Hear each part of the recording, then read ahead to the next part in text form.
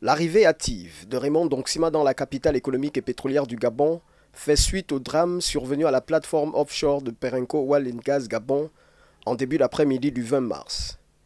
Dépêché par le président de la transition, Brice Clotaire Oligui Nguema,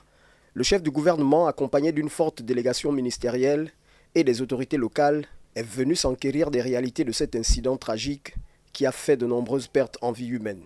Je me devais de présenter des condoléances aux familles.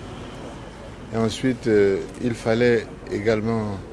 réconforter les rescapés parce qu'ils ont subi un énorme traumatisme.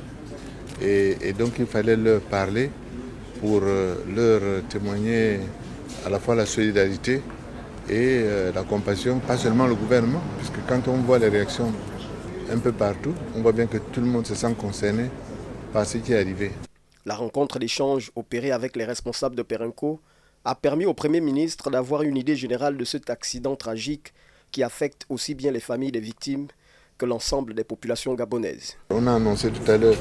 aux familles qu'il y aurait un groupe de 6 experts qui vont arriver et qui vont venir avec du matériel, des équipements pour aider à faire la reconnaissance des personnes qui sont pour l'instant qu'on ne parvient pas à reconnaître. Le soutien du président de la transition est traduit ici par cette mission gouvernementale conduite par le Premier ministre Raymond Ndongsima, qui se devait entre autres de mieux s'imprégner de cette tragédie du 20 mars 2024 qui s'inscrit par ailleurs dans l'histoire du Gabon